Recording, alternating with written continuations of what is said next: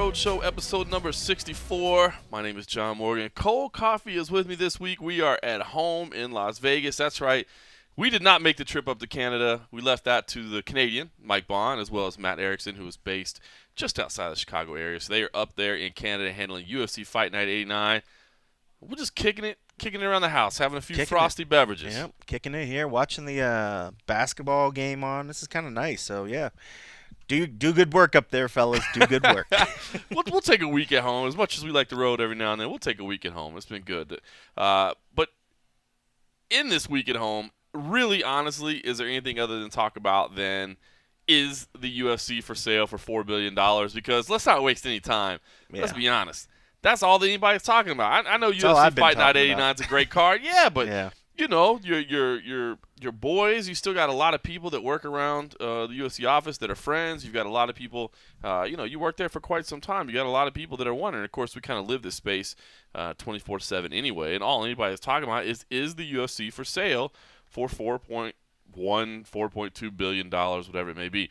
I'll say this. I have tried multiple times to get a comment from the UFC. I have worked my ass off every day to try to get a hold of anybody I can, and it just ain't happening, man. It is just not happening. So I think this is one of those instances where we have to turn to Cold Coffee and say, John Morgan, you may be a lead staff reporter, but you ain't got nothing on me, son. You ain't got nothing on me because I know you got sources. I don't know. We're treading along those lines of, like a Helwani or something. Because I know that motherfucker's got some sources because he's been putting some stuff out.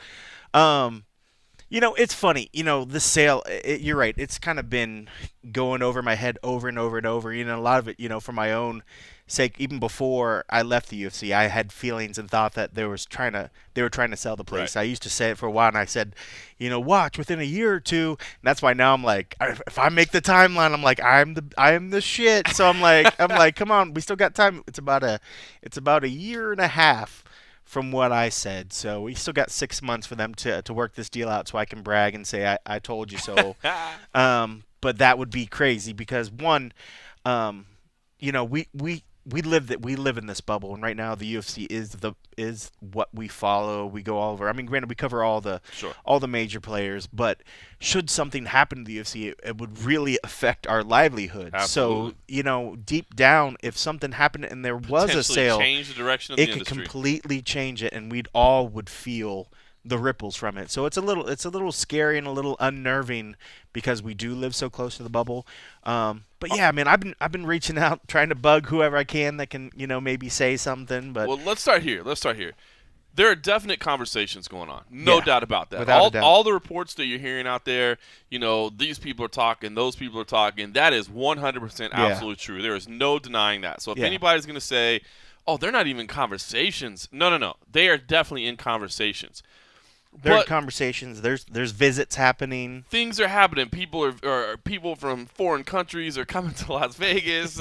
Things are happening. Financial reports being laid out there. There's absolutely no question about that. So conversation going on. But a couple of things. Number one, what I've been told multiple times by the few people I can get to talk, none of whom will talk on record, is to listen. It's not unusual for us to be having these conversations. It's not unusual for the UFC, the company, to be reaching out to other people and hearing what's out there, seeing what's available. Is it a small percentage of the company? Is it the whole percentage of the company? That's what I'm hearing, is that this is not an unusual situation for the UFC to be involved in these types of conversations. So that lends you to believe, maybe it's not necessarily going to happen. Now, as we sit down and record this on Thursday night, the way we do every Thursday night on the MMA Roadshow, episode number 64 straight weeks, just saying. I had to almost check the number. I was like, is it really 64? 64, it's crazy, man. Crazy. 64 straight weeks. That doesn't even count the episodes and a half. We don't even count those. But so by the time we get this bad boy posted, man, news may have already broken that, the thing is done. So we're just talking as we can. And again, the few people I can get to talk just say, yeah, listen, there's conversations going on. But it's crazy because it's just conversations, and it's conversations we've had all the time.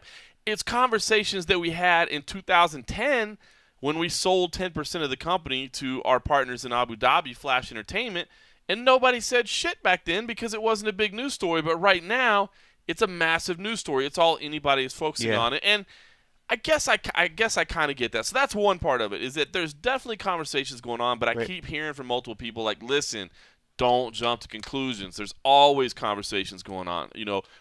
These people are business owners, and these people know that everything's available for a price. So that's number one. Number two is the circle of trust in the UFC is getting awfully tight these days.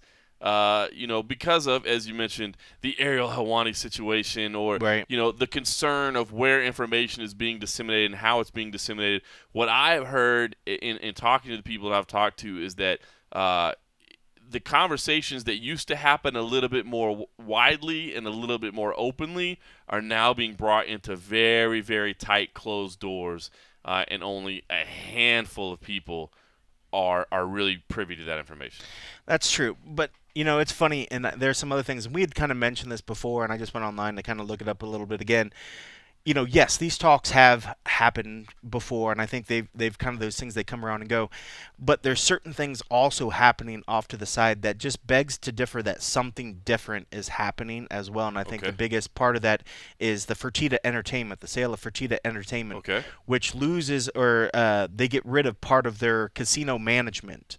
So, and I know we had talked about this before when it was a possibility about trying to get some money to try to invest towards an NFL team, Sure. which, we've all heard that Lorenzo said he would love to ultimately Of own course. part of a team, or He, own a he team. funded Bishop Gorman. He's funding UNLV. I'm sure he's making some donations. I mean, he's got to a son Notre that's Dame. working, hopefully through and getting Yeah. towards the NFL. It'd be nice to say, "Hey, son, here I got a team for you.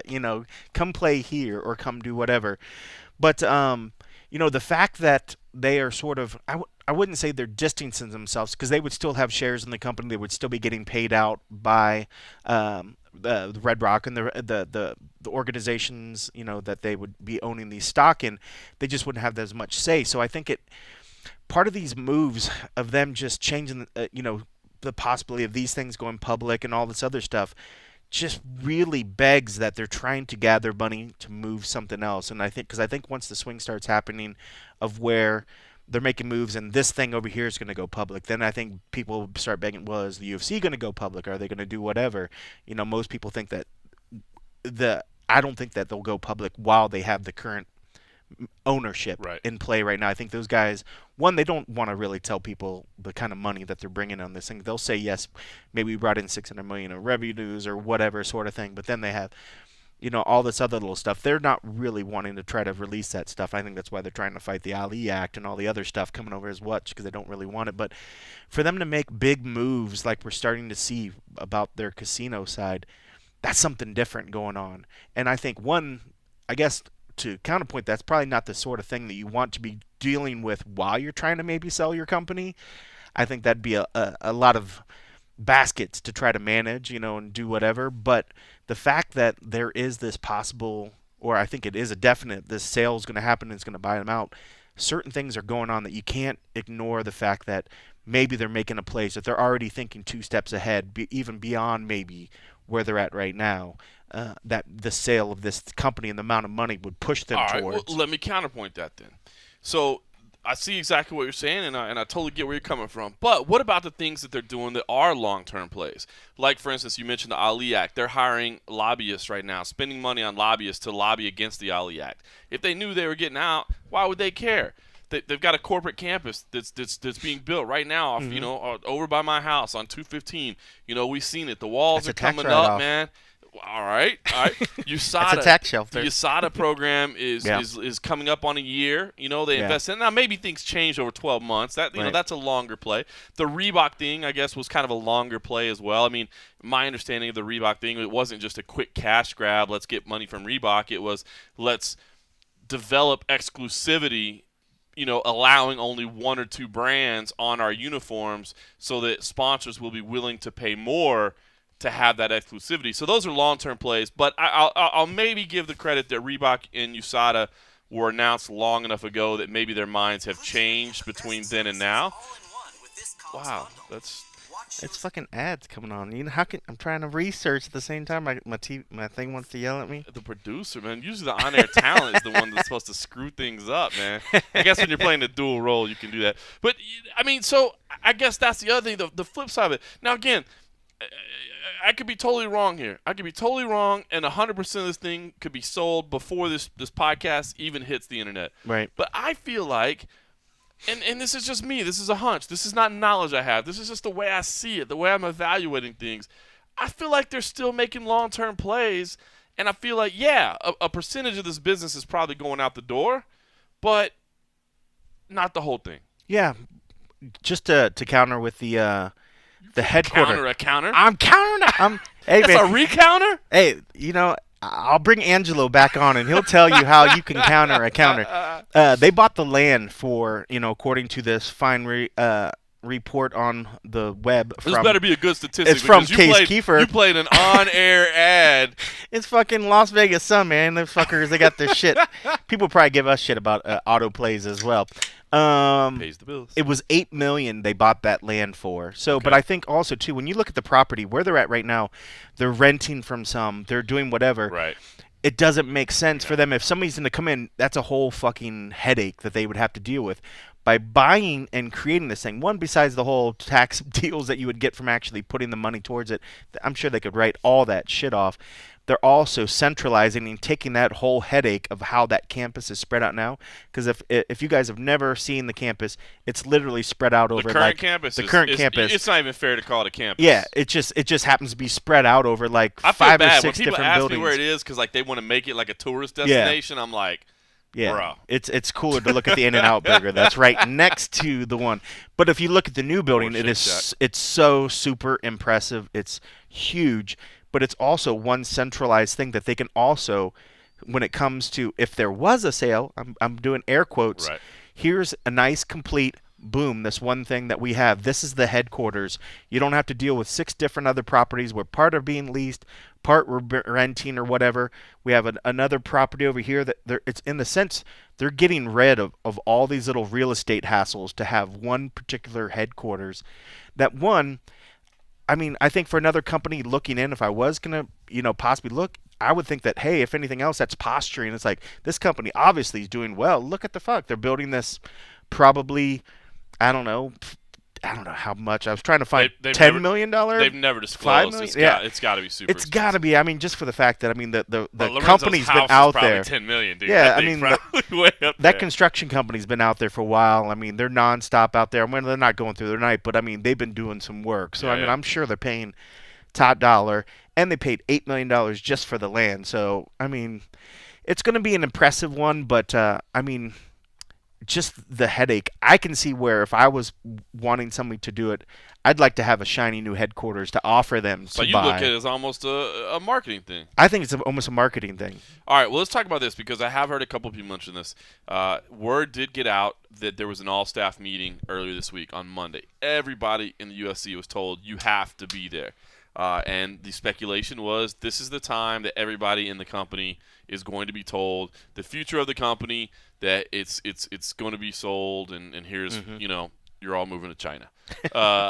Start learning Mandarin. Start learning Mandarin right now.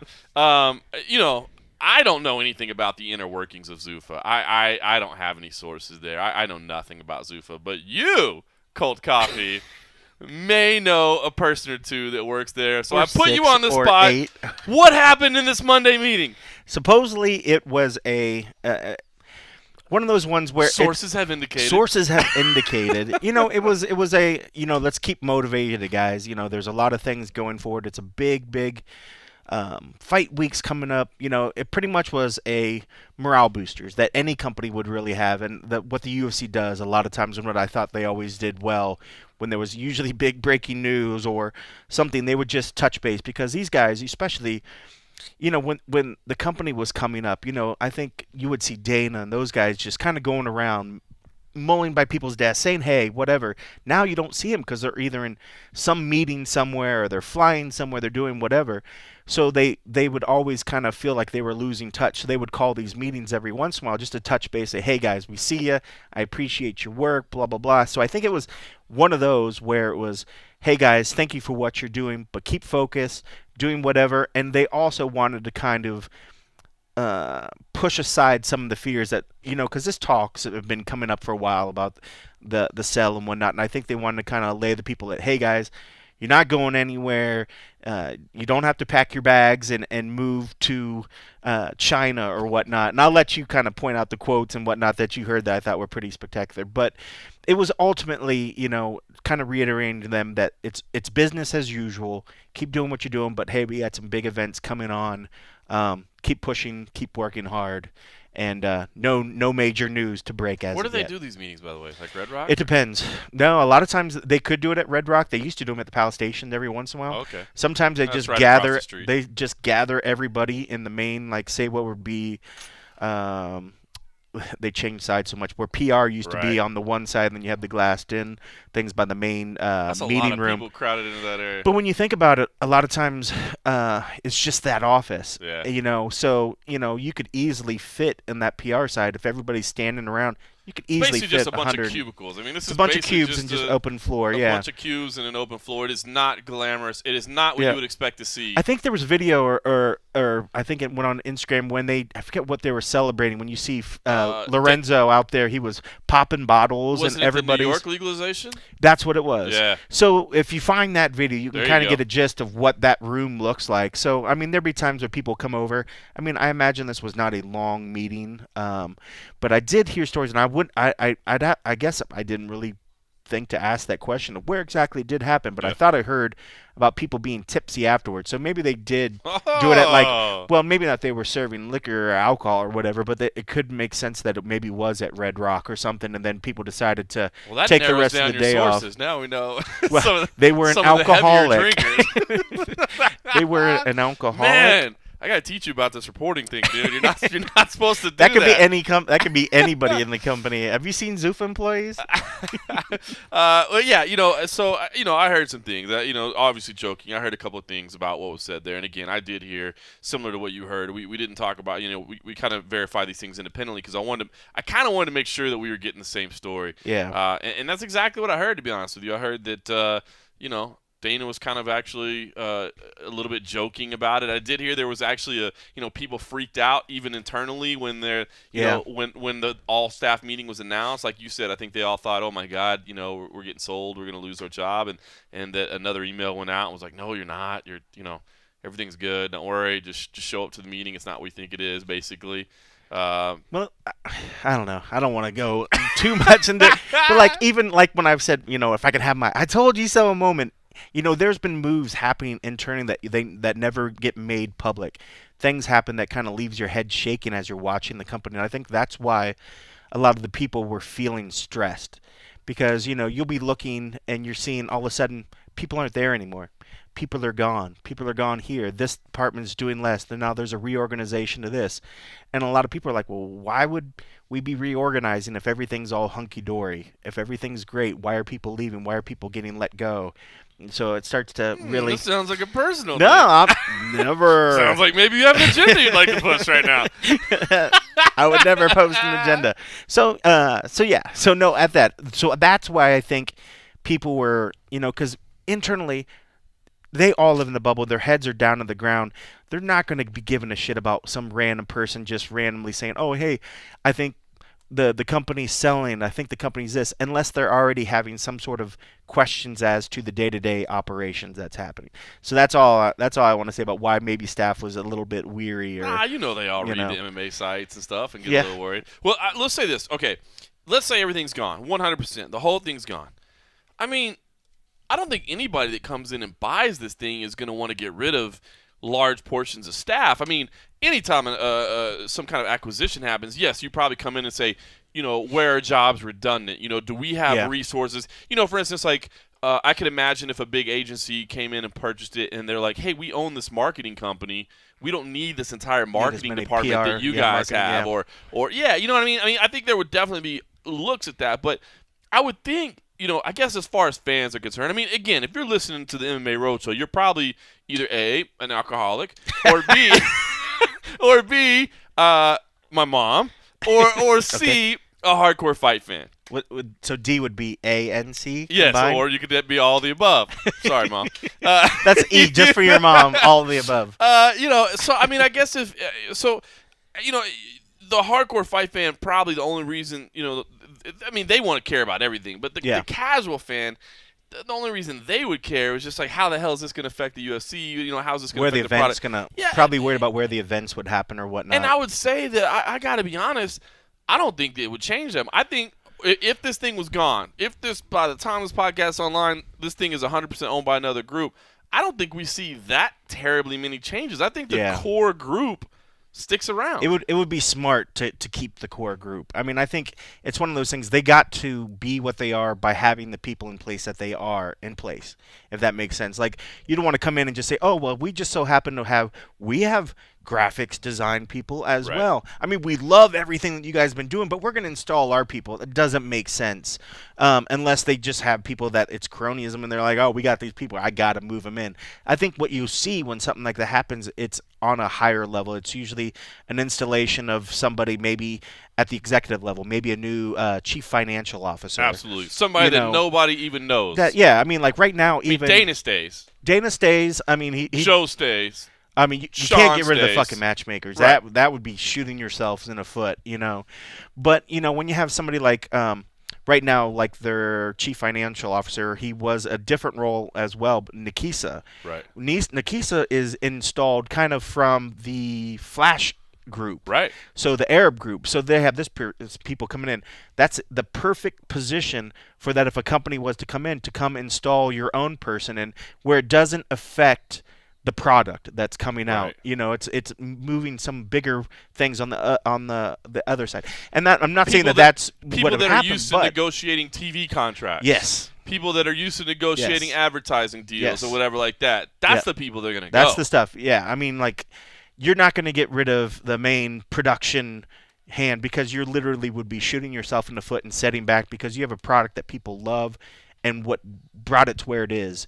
If you got rid of that and started immediately switching how you handle the end product, it would be ridiculous. Why would you spend $4 billion on something and then be like, break it? Let's break it up. You guys, this thing's worth $4 billion, but you guys don't know what you're doing. Yeah, that makes no damn sense whatsoever. None at all. So none at all. So I think it'd be the positions that, on the peripheral that you don't normally think about that we would see changes. Well, the interesting thing about all these reports is that the leading interest is coming. Every report says that the leading interest is coming from China. Yeah, that's where they say the main thing is coming from. That's my front runner pick. Yeah, we have heard that there have been some visits to China, that there has been some Chinese visits here in Las Vegas as well.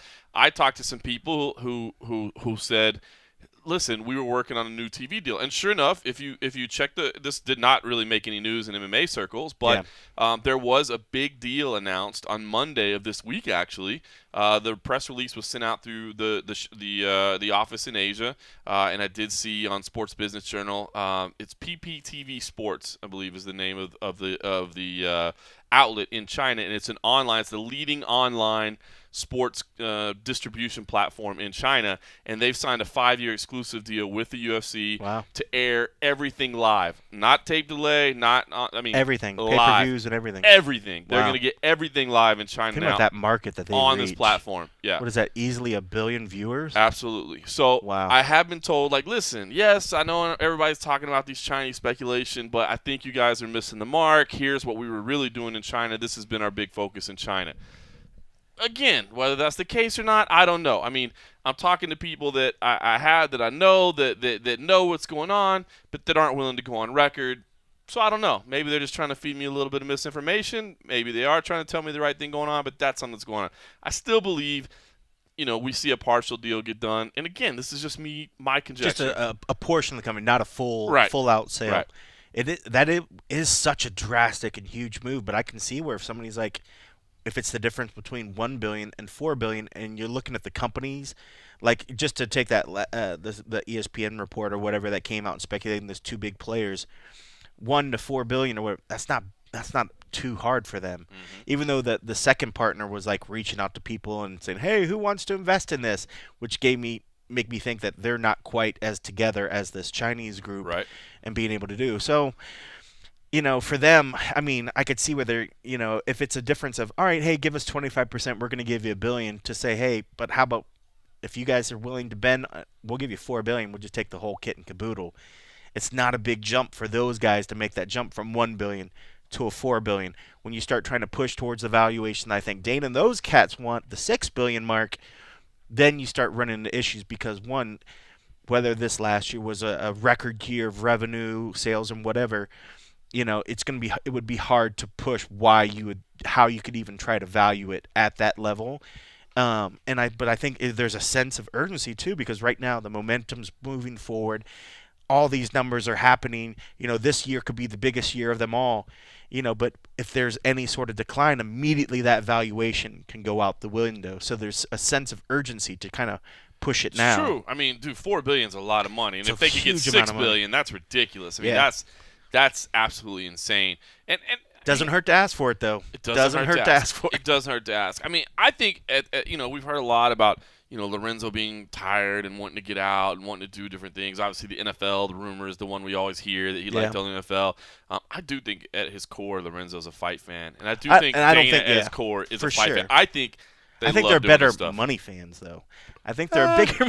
I wouldn't be surprised if he had some money in the NHL. I will pay you $2 billion, but you can never watch another fight as long as you live. Like, not even on TV, you can't watch a fight. I'm like, cool. Sign me up, kid. We're good. I'm in. MM what? Huh? Man, I always said I love baseball. Baseball for life, dog. I tell you what, it's an interesting conversation, and it could change almost immediately. But I knew we had to spend some time talking about it because I'll be honest, on the ground here in Las Vegas, especially in the circles that we run, in the MMA circles, it's all anybody's talking about. I know we got a lot of fights this weekend, but it's all anybody's talking about. So even though we don't necessarily have definitive inside information, because again, that circle is getting super tight. Super tight. I still wanted to share what we did know, what we had heard, because I feel like that's our obligation. So interesting timing though, because I had an interview set up this week with Victor Cui, the CEO and the founder of One Championship, and I thought it was an interesting timing because this was part of a larger conversation. I'm not going to play the whole interview, but I did want to play a part of the conversation because we're going to have some more stories out of this. But with everything on all the conversations, it's been about bids coming from China. And ONE FC has had this huge reach in Asia, and they've done fantastic in Asia. And the UFC is really – in Asia, it's a bizarre market other than like Poland, where KSW is like, it's crazy. Like, KSW is so stronger than the UFC brand, it's insane. But Asia, UFC hasn't been able to get a foothold there. So I wanted to talk to Victor Cui about what he feels like. If the UFC did invest in a partnership in Asia, because what we've seen, from our conversations and being over there firsthand, it is damn near impossible for a Western company to do business in the East without an Eastern partner. And part of it's cultural, or at least somebody installed into the company at a high level. Part of it's just logistics. Part of it's, part of it's culture. Part of it's, there's a lot. It's multi-layered basically. But I've had it explained to me multiple times that if you are a Western company wanting to do business in the East, good luck. Yeah, you can't do it without some ties in there. So, while we re-up on some frosty beverages, because that is necessary at this point, unfortunately I've tapped things out here as we had a entertaining opening segment about the possible UFC sale. Listen to a little portion of my conversation with Victor Cui.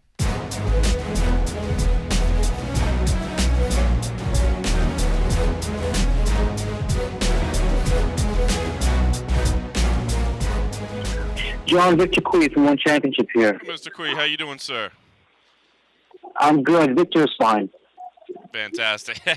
Victor it is then. I appreciate you taking the time. One of the things I see, and I've seen it thrown out there, and it's that you guys are Asia's largest sports media property, and obviously that's a huge accomplishment. I'm always curious. I mean, how exactly do you guys measure that? And I mean, is that something that you've been able to substantiate, or is that just a claim that you guys believe to be true? Well, actually, we're not the one claiming it. There's a lot of other media, from Forbes to Bloomberg to CNBC, are the ones that are always talking about us as Asia's largest sports media property. And if you look at every major metric, as a regional sports property, we are dominating. We have the most number of events. And I know, feel free to go ahead and look at any other regional sport property in Asia. And you can see that we are the only one and the largest in almost every major city in Asia in terms of holding live sporting events in the biggest stadiums. We have the biggest roster of sponsors compared to any other sport in Asia. From some of our partners are Disney, Marvel Comics. We launched every action movie for Disney and Marvel in Asia. Avengers, Thor, Iron Man, Captain America.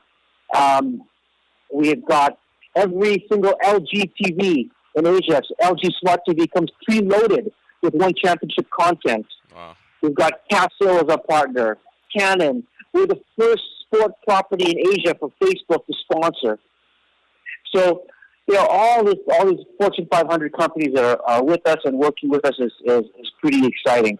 So by number of events, number of partners, number of fans attending our events at the largest stadiums, and we have the largest broadcast. We broadcast to almost 1 billion viewers worldwide in over 70 countries. And there's no other sport property in Asia that has that reach of global broadcast. It's funny, you talk about the blend of East and West and embracing those traditional values of the East as well, and I wonder, do you think that's why that you guys have been able to do so well in Asia? I've watched the UFC, which of course is the leading brand outside of Asia, and they've struggled to even get a foothold into that market. Do you think that maybe that's why it's those core values or core tenets that have helped you guys be so successful, where the UFC has struggled to reach that same type of level? I would say definitely that's a part of it. But also in the world, this is not uncommon. You see East and West duopoly all the time in every business industry that you can think of, whether it's telco, automobiles, digital, online, mobile phones, whatever. You've got Apple versus Samsung. You have this East-West duopoly, right? Apple, Samsung, Ford, Kia, Amazon, Alibaba, YouTube, Youku, Twitter, Weibo, over and over and over across every industry. You see these businesses in the West and models of businesses in the West that adapted in the East, and because they're born in the East and the scale of the East makes it significantly bigger and often more successful, as in the case of Amazon and Alibaba. So this East-West duopoly is very common throughout the business world. So what you're seeing today is you've got the biggest in the West being a competitor in the States, and One Championship being the biggest in the East. It's interesting, the UFC has talked a lot about bringing on, well, at least I should say they haven't talked about it much, but it's been talked about that perhaps they're bringing on an Asian investment firm, somebody that might be able to assist them. Does that concern you guys as far as, your business is concerned? Do you think about what that might mean if the UFC brings in an Asian investor, or do you kind of go about your business and not worry about so much what they're doing? Yeah, we continue to focus on what we're doing. UFC actually has been in Asia way longer than we've been in the company. We're a very young company, right? We're only 4 years old or coming on to 5 years old. UFC has had an office in Asia for 10 years. Right. So they've been here long before One Championship, right? So we're going to continue to focus on what we're doing and our plan and continue to expand. Well, talk about what you do see as the ultimate vision for ONE FC. I mean, again, you've done so well already. You're establishing yourselves in all these markets. Is being the leader in Asia good enough? Do you ever see yourself coming to the West and doing something in the United States? I mean, what is the ultimate vision for ONE FC, considering what you guys have done, so early in your career? We still got a long way to go. I mean, thank you very much, and I appreciate it. But I really consider us still at the very early stages of what we're doing. In the future, I want to see One Championship broadcast every day of the week across Asia, and we will be holding one live event in Asia somewhere in the world every week of the entire year. Wow. That means you're looking at 52 events a year, and we're on track for that. Basically, we've almost been doubling our events every year. So you're looking in the immediate future. One Championship holding an event every week of the year. And there's 4.5 billion people in this region. So there's a lot more room to grow still.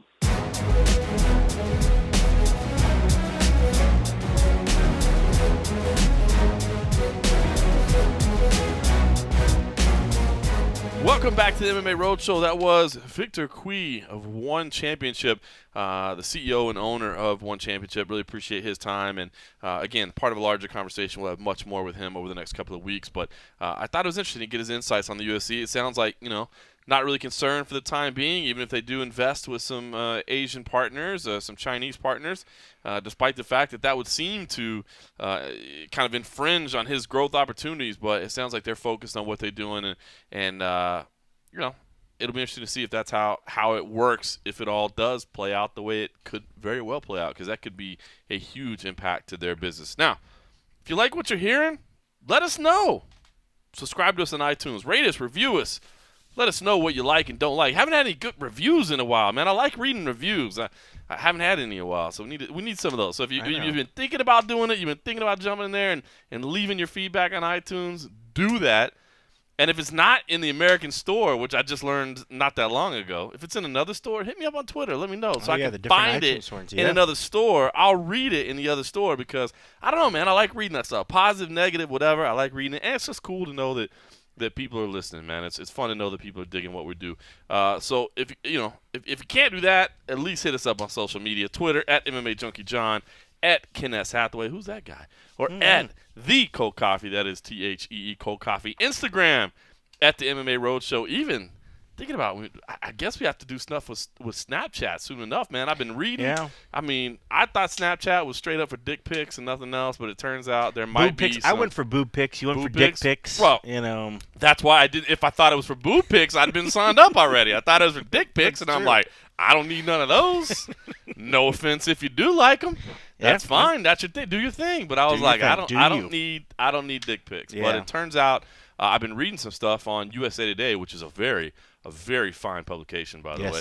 I've been reading some stuff on USA Today, actually, that Snapchat is actually growing like super fast. Like, it's actually one of the most engaged platforms right now. So it looks like I might have to get on that Snapchat. Hopefully get some boob pics. Yeah, I have to see. That was one I've never installed it on my phone. So I don't even begin to know how to use that one. So maybe some fans can give us some tips on how to get started on that. Yeah, man, I'm too old for this, but I'm gonna have to do it anyway because I like engaging with people. All right, listen, busy weekend in mixed martial arts, World Series of Fighting, Bellator, RFA, UFC Fight Night 89, all of it on TV. Fedor Emelianenko is fighting Fabio Maldonado, which is insane. That fight will probably be happening just about the time most of you are listening to this for the first time. But I did want to say, first of all, interesting fight at UFC Fight Night 89 in Ottawa. Joanne Calderwood is fighting Valerie Letourneau. Do we have Joanne Calderwood with us? Well, John, I don't know if I should talk right now. I didn't know if she was here or not, but it's good to know She's that she always was somewhere. here. She's always. Thanks, JoJo. Have a good right, flight back to Ottawa. Thanks for stopping by. Thanks, guys. I fucking love JoJo. JoJo's awesome. She's the best. All right, so interesting because this is the first women's flyweight fight in UFC history, and a lot of people are saying, what does this mean for the future of the division? Is there going to be a flyweight division? I did have a chance to talk to some people when I wasn't bugging them about whether or not the UFC was for sale or not, of whether or not this meant something, and I do think it's a positive sign. I think to look at this and say that, no, there's never going to be a flyweight division, no. I think the fact that they're willing to make this fight does mean something, but I do think this is a special scenario where basically both JoJo and Valerie Letourneau are not very good at getting down to 115 pounds. Their bodies are not necessarily designed for 115 pounds. I think Joanne Calderwood may be a little bit better off in the future, but she had some extenuating circumstances here. Meanwhile, Valerie Letourneau, I don't think she ever wants to fight at 115. Yeah. She actually told our boys up in Ottawa today that she felt like she was going to die the last time and that she was going to cut, and she didn't seem to be saying that in exaggerating manner. She seemed to say. So I love it. I like the fact that this is being done. I think it's a positive sign, but I guess I just, in the conversations that I've had with people behind the scenes, I would just say tap the brakes on anybody that's saying it looks like a women's flyweight division is imminent, because that doesn't seem to be the case for right now. Yeah, and I think the more that they kind of do that and they jump around and do these little forays into different divisions, I think it's great, because I think we know there's plenty of women out there ready to fight. If there's a 145 group, there's women ready to jump on that one right off the get-go, and Cyborg would love to come swing over in that one. But I think that you're right. It's one thing for us to just temper our desire, because one, we want to see more women coming in fighting. There's a lot of women out there that have hard times and haven't made it into, say, the 115 or whatever, and I think it would give a lot of the women a little chance to kind of be at a better weight. Maybe we would see better performances, and who knows what we can do. So I'm all for it, but you're right, there needs to be a steady stable of fighters that are at the quality of what the UFC needs before you start even really thinking about that. And you don't want people just jumping ship from 135 and immediately dropping down to 125. And you don't want, 115ers finally saying, oh, hey, well, 125, that's perfect for me. And then you literally deplete the 115. And I think that's the biggest concern right now. And again, I mean, not that money and marketing should be the key of everything, but let's be honest, it is. And not just in MMA, not just in sports. I mean, in anything, money is the general driver behind everything. And look at it, man. 115 and 135 are just starting to get really interesting, man. I mean, Misha's already made it clear she could definitely do 125. So now you got this champion who just became champion that would be like, nah, I'm out. I'll go to 125. While you've got these big money fights on the horizon, a rematch with Holly Holm is big. Yeah. The Ronda Rousey trilogy is big. There's a lot of things going on at 135. Meanwhile, at 115, you've cultivated this rivalry between Claudia Gadelha and Joanna Jędrzejczyk. You don't want to give that up. Claudia doesn't have an easy time cutting to 115. I'm sure she'd probably be happy to go to 125, to be honest with you. So there's, I know that may seem like a selfish way to look at it, but as a business operator, unless you're about to sell off to a bunch of Chinese for $4 billion, and then you just say, fuck who it, cares? 125, let's do it. But if you're looking long term, yeah, I think maybe that's a sign right there. 125, that was the key. That was the key. That's how you know now that they're selling. That's how it's done. No, I mean, I think that listen, I mean, long term, yeah, they'll probably get to 125, but you need some time. You've just cultivated these two divisions, and now you don't want to, drop a third right in the middle that just splits those rosters both in half. Yeah, I think it's definitely going to happen. And I wouldn't be surprised if we eventually see a 145. I don't think 135 is going to be the max for where women are, but I think probably most of them will be around that area. Because when you're looking at Invicta, which I love, I mean, you see some of these lighter weight classes, and they're all fun to watch, but you got to have the right ones there. And I think eventually it's going to happen. But look how long it took for them to even open up the 115 after the 135 sat there. It was going to be, that's it. This is just all we're doing is 135, and then eventually like, well, we really want to tap into, because the 115 was a great one. I think some of the fighters you had in there, they're smaller, and I mean, no offense, there was just a lot of hot 115ers, and I think that was immediately marketable for them. I'm just saying, it's all about marketing. It is marketing. You're right. You're right. You have a ton of 125ers out there that people are just dying to watch. They're going to open it up. So I think it eventually will happen, because it doesn't. Not that it doesn't make sense. It just I hate seeing that gap in between. I'd rather just see some fluid, like as you see when you look in the men's weight. Those 10 pounds. There's 10 pounds. Yeah. It's there. Just move up as it goes up. Why the 20-pound discrepancy? I'm sure they could find it and fit it, but at the same time, the roster, I think they're trying to find a fine balance too, as well as the size of rosters. Last thing you want to do after you're trying to maybe scale down your roster is immediately then turn around and open up another division. It doesn't make sense to the guys that get trimmed, Man, if you want to hear some people off record who can't say anything on record gripe about what it takes, go talk to Sean Shelby and Joe Silva about what it means. I mean, because there's only so many cards, there's only so many spots, and those guys will both tell you how stressful it is to fit the guys in. To develop a division. Because I've heard both those guys say, and they're not allowed to speak on record, but I don't think this is like trade secrets. They say, listen, and I've heard them both say this individually, our job is not to build champions. Our job is to build contenders, title challengers. You know what I mean? The champions, once you got a guy that's a champ or a girl that's a champ, that takes care of itself. Yeah. Your job is to build people and to find a way that makes sense. Like, find the new ones that are out there that nobody's ever seen. Right. I mean, I think it definitely makes sense that they are building the contenders. They're finding them and then putting them in the matches that best make sense for them to kind of move up the ranks, Right. you know. So yeah, I mean, I think that makes perfect sense. Speaking of the 115 women, did you see? I don't know why I've become obsessed with this, man. I've become obsessed with it ever since Dana White told us at the EA UFC 2 party that Claudia and Joanna got into it after the cameras were Right. off. I've become obsessed with them knowing exactly how it went down. And I don't know if you got a chance to see, but Fernanda Pratis was down in Rio. They had a media day down there. Jose Aldo was there.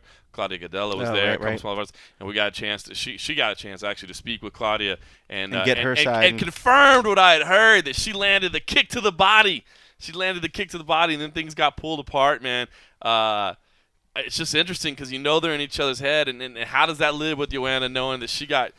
I mean, granted, it was just a body kick. It's not like she got knocked out or anything, but like, you got into a brief altercation after all that time. Yeah. And your opponent got the one good one on you before you got pulled apart. Yeah, and I'm surprised she went with the leg kick. Right. You get one chance, Or and kick and to the you, body, hit her in or the kick wrist. to the body, Yeah. the kick to the body, but still, just You the just fact throw a high kick. that she threw a kick. Yeah, I mean, like, you figured she'd come in and just either throw a knee, follow an elbow, and go at it, But the fact that she's like, all right, I'm gonna kick her in her midsection. Maybe it was partly because she knew, hey, this can't really go that far or whatever. But the fact that she, comes in and lands that, maybe Joanna too was a little surprised too that she actually threw it, because Joanna's very evasive, Right. whatever. They've For her been to in come each up other's there, face. They've been in each to come other's up there face and the whole actually time. land a kick in the midsection or whatever. I mean, kind of makes you think like she was maybe like, oh, you're not gonna do that. Pfft, whatever, you're not gonna. Oh shit, you just fucking kicked me. Did like, you just kick me? bitch, it's on. Yeah. And then people wise up like, what's all that ruckus in the other room? Oh man. They should have known never to leave those two alone. And they in a have room. it. We've got the picture Ever of Joe since, Williams now being stuck. Our good buddy Joe Williams being stuck in between them. So, listen, great card. UFC Fight Night 89. Listen, I needed a week at home, so I didn't make the trip to Ottawa. Plus, you got to let Mike Bond handle his home country. Yeah, there. man. But Rory McDonald, Stephen Thompson, that's a wonderful fight. I mean, you could sit here and talk all day about that fight. That's legit. Cowboy Cerrone fighting Patrick Cote. Man, my staff picks, I went with Donald Cerrone, but dude, Patrick Cote, He looked real good that last No time. joke, Yeah. he looks good, and obviously he's going to have some weight. Even Cowboy saying he's probably going to have 30 pounds on him. That's insane. So a lot of good fights in that card.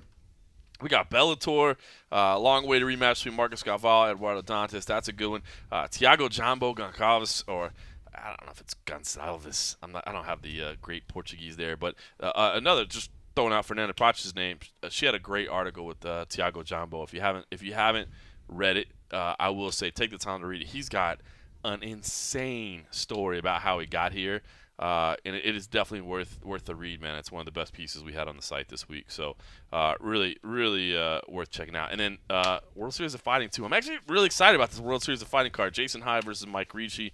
I'm excited for that. Shayman Moraes versus Luis Palomino. That's going to be sick.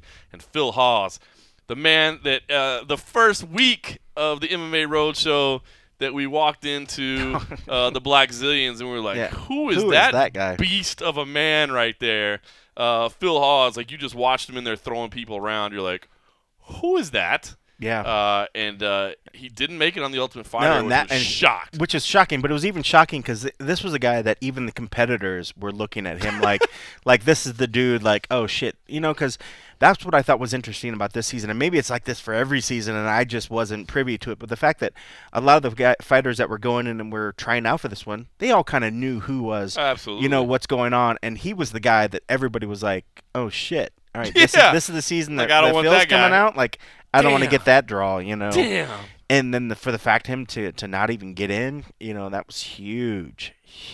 But yeah, I mean, this dude is, I know we've said it before when we say certain people are just specimens. When you look at him, you're like, oh my gosh, this dude is just, he's so impressive looking. And I mean, like, I would never want to fight this dude. No. This is a dude that it's like, I'm good. I'm good. I'll take a fall on this one. He's making his World Series of Fighting debut. So if you're one of those that listen to us first thing on Friday morning, all those cards are on Friday night, but it's worth checking out. And, of course, the UFC is on Saturday. One other quick bit of news. There was a report that came out this week that Fedor Emelianenko is saying he's closer than ever than signing with the UFC. I was able to get a hold of a prominent UFC official by text message, and the response I got was eye roll emoji. I don't know how you. It was Eye roll. eye roll, basically just. Oh, like the eye roll emoji. Yeah, Oh, okay. Yeah. That was it. I That thought was he was the just saying like that dude was the like whole dude was response. like I was some like, people roll deep, some yeah, people roll oh, emojis. no. Yeah. I roll emojis, I roll yo. emojis, son. No. It wasn't like that. It was basically just the eye roll Like, emoji. ugh. Like, yeah, Like, please. that shit ain't happening. So Yeah. I'm just gonna tell you, I don't know. I mean, maybe the Chinese dudes are signing them, and they're like, hey. It all makes sense. It all makes sense. It does all make sense. All right. One last thing. Speaking of heavyweights with Fedor Emelianenko, man, USADA, that talk has been all the rage. The Brock Lesnar stuff. We touched on it last week. Yeah. It doesn't upset me, man. It really doesn't. I've seen a lot more about it than I thought I would. I mean, Yeah, I was get a why little people are surprised. freaking, but it is carried on. Yeah, it I- really has. I don't hate on it, man. I mean, the guy hasn't been around for 40. Listen, do I wish it wasn't that way? Yes, I wish it wasn't that way. Just like I said last week.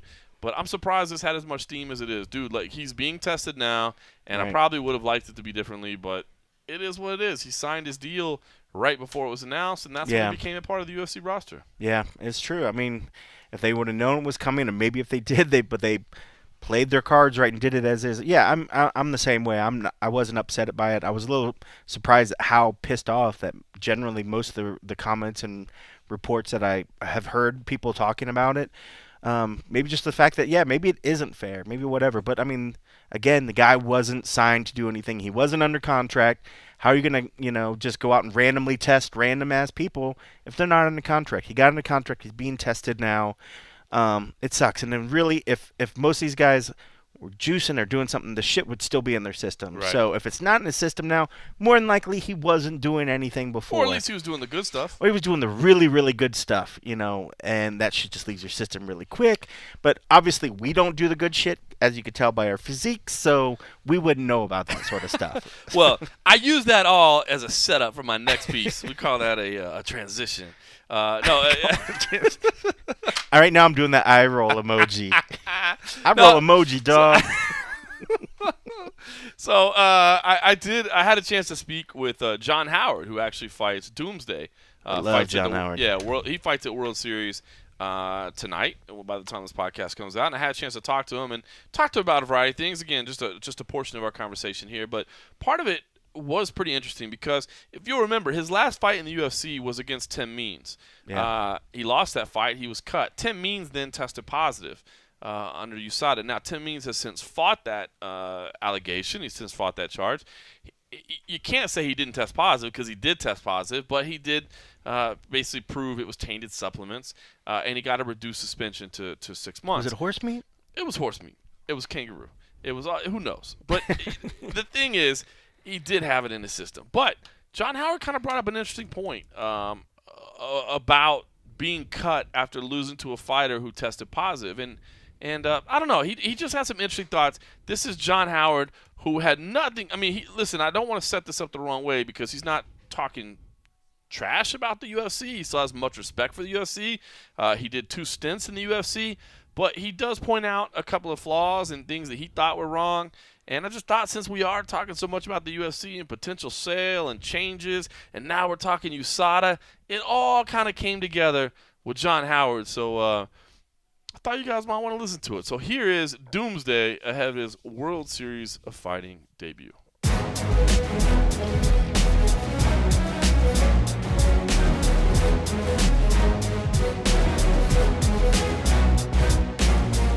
Yes, this is John. John, this is John Morgan at the MMA Junkie. How you doing? Good, man. Sorry about the whole mix-up, man. It's been crazy, man, between the pre-weight and all this stuff I'm going through over here, man. Sorry about that. No worries, man. I appreciate you fitting me into the schedule, man. Of course, this is your first time outside of the UFC since 2013. What's it feel like? I mean, I know you probably have your heart set on being in the UFC, but this is a fresh start, something new. What's the feeling like with you right now? It's feeling pretty good, man. I mean, a little bit different, man. Not as much as pressure and chaos, man. I'm used to the limelight and the camera, so it's not as big a deal for me, man. Yeah. Looking back on that, on your second run in the UFC, I mean, you had some close fights along the way, some things that could have gone either way. I mean, how do you feel about it? Are you frustrated at how things went, or are you try to stay positive about it? I mean, what's your feelings on that? It is what it is, man. I said the UFC politics I don't agree with, man. The way they release it and how they release me, I'm still pissed about it, but it is what it is, man. You know, like I said before, I'm appreciative of the UFC did for my career, man, putting me out there and take care of me like the way they did. I don't agree with the way they let me go there, man, but it's a life lesson, man. Stuff happens for a reason, and I'm looking to better myself in my career. Not to dwell on the negative, but I didn't remember what happened with how they let you go. Was it just how did they handle it wrong? They paused me on contract, man, and then reneged on it, and then they took it back. So I don't get that. And then my opponent got caught for drugs, man, and they still have him and not me. So I don't get that. I don't get that politics. I don't get, basically this guy got caught for drugs. Why is it that I would get released? He did, and now to me, he did pop for drugs that he accused, that he said he accidentally took, which I'm like, okay, if it's accident, it's accident. But here's my thing: if you pop for something, accident or not, right, and you need to be disciplined for it, right? Now he got 6 months suspension. All right, good for him, but I got fired. And the reason why I got fired because I lost to a guy who popped for drugs. And I don't agree with that. But you know what? It is what it is. I'll never let them talk too bad about the UFC because of the UFC, they helped develop my career. But I just don't agree with their politics. No, I mean I don't think that's talking bad. That's a fair point. I mean, I've seen it before where guys pop positive and they bring back the opponent even though they were thinking about cutting them or whatever the case may be. I mean, I think that's a fair point. Yeah, that is a fair point, man. I just don't get that. I don't get the why that someone pops for drugs and the person who lost is and one of the reasons is mine because if you pop for drugs, maybe he had an advantage we don't know about, and you still release me. That's quite unfair. But you know what? Like I said before, man, it's BS politics, and I'm not really trying to draw the negativity. I'm just trying to look for the positive. Sure. No, man, I understand. Well, I appreciate you sharing that. Well, let's talk about, World Series of Fighting. I know you haven't really had a chance to get into it yet, but, I mean, you've been fighting since 2004, man. You've been around the block, Cage Fury, Ring of Combat, IFL, UFC. You've seen it all in action. What's your initial impressions? I know it's a little bit different than the UFC, of course, but what's your feel about it? Are you feeling positive about it, or what's your thoughts? Man, I feel good about it. I've been doing this for a long time, man. It's funny, man. I was always out for my opponent, and I was joking and laughing. I think he was a little uptight, but what it is like we've been fighting for so long, it's not that serious. We got to fight.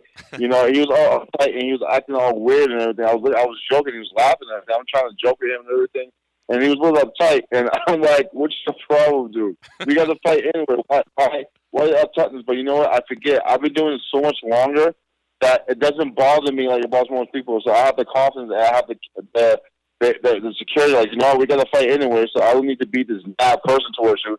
We got to fight. It's a business. It's what we got to do. But I could tell a lot of the younger kids don't get that. They still have anger towards you or feel some type of way. Like, no, man, it's just a fight. But that's what it is. I've been doing so long, man. It doesn't bother me to use it. I just go in there and try and make this money and get out. That's the way to do it, man. What's the immediate goal right now? What are you hoping to accomplish? Well, I'm not trying to overlook my opponent and obviously get through my opponent, but I'm going for the gold, man. I heard this league let you have 2 championship belts in one league, so I'm looking at definitely John Fitch in the future, man. No time soon. I want to build myself up, get used to the league, get my feet wet, and also, man, that knowing that they let people fight at 2 weight classes, 2 titles of weight class. I'm looking at David Bridge too, man. I think he's a great fighter, man, but I think it'll be me and a great fight, and I'm looking to have 2 titles in this weight class for sure. That's awesome, man. So you're not coming in just looking for 1. You're looking for 2 right off the bat. Yeah, I'm looking for 2, man. Most leagues will let you fight for 2, but he's a 205 and 185, so I would definitely like to challenge that, man. He's a good fighter, man. I think it'll be a great fight. I think the fans will love to see that one. That's awesome, man. All right, brother. Well, I appreciate you catching up, and like I said, thank you for fitting me in. I know it was a busy day for you, man. So any last thoughts, messages, anything like that we can get out there for you? Yes, definitely, man. I wanted to say thank you to Tyson Chadia, Marta Legato. I want to say thank you to my manager, George Snyder. Girl, I want to say thank you to Signature, FAF, all my sponsors, Mac 10. I can't think of all my sponsors right now, guys, because I'm out of it. Catch me on social media, Snapchat, John Doomsday, Instagram, John Doomsday Howard, John Doomsday Howard Twitter, and John Doomsday Howard MMA on Facebook. And thank you very much, guys. And guys, here comes the Doom.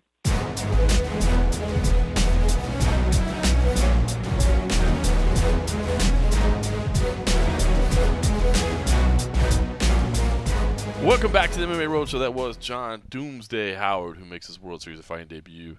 Yeah, if you're listening to this and then when it comes out tonight, we'll say Friday night.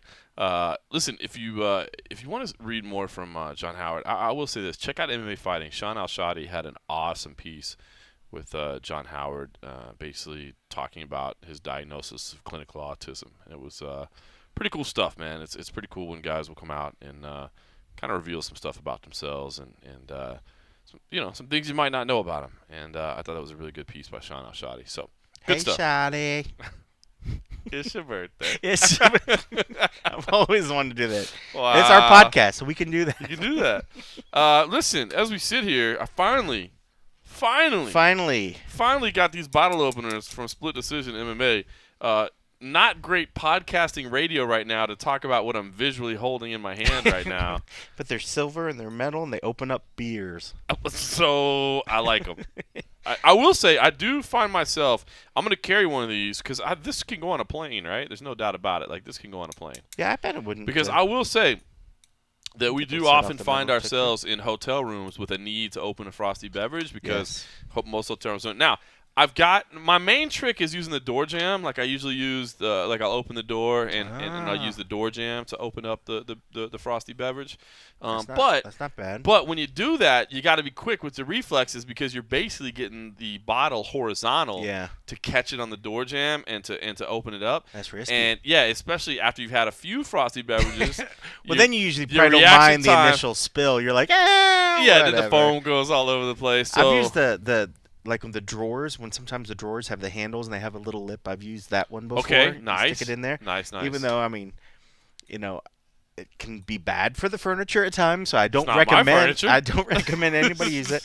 But in a go-to, man, if I got a lighter, if I got like a Sharpie or something, I could do the lighter trick or a pair of scissors. A Sharpie? You can open a frosty beverage with a Sharpie? It can be. You got to watch it because Sharpies kind of bend, so you got to be quick. Okay. And you just pop it, but it's the same thing. It's like a little fulcrum level. Okay. It just pops it open and something. But yeah, that was one of the first tricks I learned when I was younger or whatever. It was like, cause I remember I saw people doing it. It was like the older kids drinking. I was like, oh my God, that is the coolest thing. Then I made it my mission to learn how to open up a bottle. That's what we need to hit up the MMA Roadshow faithful for is, listen, if you've got the best answer for how to open a frosty beverage when you're stuck in a hotel room with no bottle opener. Yeah. I'd like to hear about it. Or if you got some other cool little bottle openers you want to send our way. Or if you don't want to have to mess with that, you talk to the folks at Split Decision MMA because this is going in my gear kit now. Yeah, I like because it says in MMA we trust. In MMA we trust. I like it, and they also send it looks like it's about MMA, but really it's just so we can open frosty beverages. And then they send us another one that it says man card, and it has an opener too, so I can say, yeah, I got my man card. Where's your man card? I had to leave it at home. Oh, see, you don't have your man card. Agent H has got a woman card. I didn't get a man card. As long as she keeps bringing the beers, she can keep the woman card. If not, we're gonna take her woman card away. I wasn't given a man card. I guess that must mean something. And I should also say, I just retweeted it right before we started recording, but I had seen it and I had forgot to talk about it. But Christian, our good from Australia, who has done some work with Submission Radio, sent us the slick little video intro for the MMA Roadshow. Yeah, that was some badass stuff. I love it. Check my Twitter if you haven't seen it. Yeah, and we're gonna throw it as a tribute and thanks to him. I'm gonna put it on the YouTube version. I mean, I love the fact that people are so moved because I understand what it's like. When you're working, you're doing multiple things, to take time out to actually create something for us and create a piece of art, create whatever. I totally appreciate it. I know you appreciate it, so we want to make sure we throw it out there and give some love, So if anybody else is doing, I'm not saying it's going to stay up there forever, but I love it because I haven't taken the time to try to create anything. You didn't create anything. So it's like so it's like, hell yeah, throw it up there. And if you guys want to make some stuff, we've seen some other little artwork, possible logos or whatever, and I'm tired of just not doing anything with it and let it sit. So you guys send stuff or whatever. I want to throw it up there some way so we can show people how creative our listeners are and how cool they are. And I love all the ideas that everybody does. So you guys make something, submit it to us, send it to us, whatever, man. We'll throw it up there or try to at least get you some recognition for the work. No doubt. And a big surprise too is that I was actually able to talk to Conor McGregor today and ask him about what he thought about Christian's video introduction, and we'll just play that now. I think it's great. It's great. I gotta fucking prepare for that. I think it's the greatest thing. They don't do intros like I do. They don't think like I think, but I think I like what they done. I think they like what they done. They done did it good. They done did it good. So thanks, Christian. Obviously, Connor was extremely excited. Now, one of the things that's really cool about a video intro is that I am looking at a pile of boxes over here. Like, dude, the Amazon delivery driver or the UPS truck UPS and had to just stop USPS, off. FedEx. Should we tip our hand, or should we just keep that tight? Should we keep that tight to the chest right now? I mean, I think we could probably. I mean, it's still a ways out, but I mean, there may be a video component to this in the very near future. Hopefully so. Yeah, we're kind of working on trying to get the streaming thing going. So one for the road show on the road ultimately is the main goal. Being able. There's a lot of times we're in other places where there is no broadcast component. They're not sending things back to the States or whatever, and we want to kind of be able to fill that void. So. Been trying to work with some different hardware stuff to kind of put something together, but ultimately, once you have gear to stream stuff on the road, why not stream stuff here? So, it's down the line. Again, I've been playing with it and stuff. So, hopefully, there might be some stuff where if you guys are following us on the YouTube, if you're subscribed to the YouTube or whatever, that's going to be where more than likely it starts. Or if you go to the website, I'll try to look to see if there's things I could put there. So make sure you subscribe to the blog or something so you get notifications when we post. Most of the time, I have it tweet to the Twitterverse. Anytime there's a post. So more than likely, if you're listening to this, you probably follow the Twitter already, so you'll probably get notification. But feel free, hop on the YouTube page. But it's something that we're working on, and I mean, I don't have an ETA. It's kind of like the UFC sale. It's up in the air. If enough money comes my way, if some Chinese dude wants to give us $6 billion, we'll start streaming in a heartbeat. I guarantee we'll be streaming. I'm kind of a little embarrassed because I'm not sure I want people to see quite how many frosty beverages I consume during the course of our podcast. and it's one thing too. It's one thing to hear the podcast. Can we have it just over can level is where the video will come, so you can't see how many times it's replaced. I think we could work some props that makes it look like we're doing all kinds of important stuff. But it's like one of those things, when you hear podcasts, you hear right now, we cut out a lot of the mistakes. We cut a lot of the other shit. I think they'll probably, I know, we never make mistakes. I'm sure, it's tough to kind of, if you're streaming live, to take back and say, oh, you probably shouldn't say that. So there's a lot of little things that, once we do go that route, that we'd have to probably change up some things and keep things a little cleaner. Not you per se. It's usually me. So and also very cool. I didn't tell you about this, but was able to get a hold of Mark Hunt to get his thoughts on the possibility that we'll be streaming. And I'll play that now.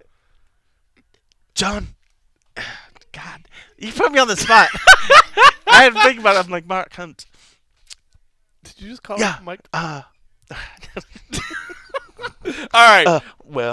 No, I can't. While Cold Coffee gets that together, the other breaking news in this week was Will Brooks signing with the UFC. Oh, you want me to do Will Brooks too?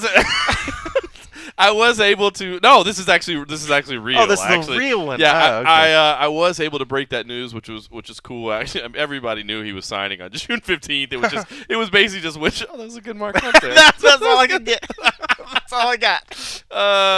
It was basically just which one of us journalists could get the person on the phone soon enough, and I just happened to be the right guy at the right time. So I was able to break the news that we all knew was coming. But Will Brooks signed with the UFC. But I did get a chance to talk to him on the phone later that day, and I did want to play a little bit of this. Again, just a little portion of it. But just to hear the excitement in his voice and really to see that Will Brooks is not coming in bullshitting. He came in, took a short notice fight against Ross Pearson, and I've had a lot of people say, why didn't he get a bigger fight? Because he didn't want to wait for a bigger fight. He wanted to get in, get busy, a good fight. Make some money, make his name right away, and he wants to fight in the UFC. And I respect it, man. Yeah. He's not worried about, let me wait 3 months and make sure we get the right press around this and build this. He's like, no, get me in the cage, let me do my thing, and I'm gonna be the UFC champ. I love it. Yeah, and that's a dangerous, dangerous fight. For someone that just immediately thinking like, oh, they're just giving him a gimme, Ross Pearson is as tough as they come. And he always shows up when there's the guy that's supposed to just take him out. That's right. Like, who's it, Felder? Right. Everybody's like, oh, no, I think Felder's got Pearson's number. And Pearson's like, nope, I'm not going to go out like that. I mean, like, Ross is just one of those cats that when you put him in the underdog role, he shows up every single time. And I guarantee most people are thinking Brooks is going to come in and sweep him under the ground. Nope. I would probably. I want to see fight week. I would probably go on the upset in that one, just for the fact of coming in first time in the organization. Ross Pearson's a gamer, man. Ross He's a Pearson gamer. is a total gamer. He's a gamer. All right, well, let's hear from Will Brooks, and while we do that, maybe I'll re-up on my frosty beverage. Maybe I won't. If we were streaming video, you would know. But now, maybe you'll get to find that out sooner or later. What does Mark Hunt think about that? Yeah, John. Will Brooks.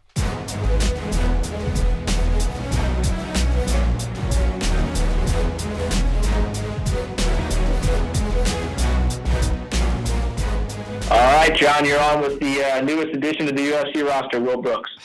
Well, let's just start right there, Mr. Brooks. How does that sound? UFC lightweight, the newest addition to the roster. Man, it's a dream come true, man.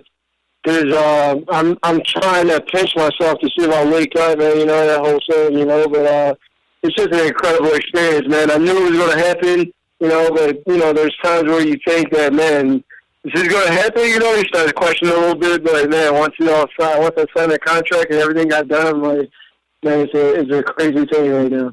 Very cool. Well, you're here in the UFC. You said you want to do it for a long time. You're here. What's the immediate goal? I mean, getting here was the first goal. Now, what does the future hold? I mean, are you thinking like I'm going to get in there in this title discussion right away? Do you feel like it's going to be a slow build? I mean, what's your path to the top? No, I'm not in it for a slow build, man. This is not a slow build sport. You know what I'm saying? There's a very small window. Anybody can. To be honest, we're like the flavors of the week. You know, you could be there and you can not be there. You could do this and you could not do this. You know what I'm saying? So why would I take the slow route? You know, right now I'm trying to get in there, put on an impressive win, put on an impressive victory, and go out there and put Ross Pearson down, and then go back to the drawing board. You know, get ready for the next fight. But I'm trying to move this thing forward. You know, I'm not getting any younger. You know what I'm saying? And some of these young guys are on their way up. So like, hey, man, I might as well get in while getting is good. You know, so let's go. So.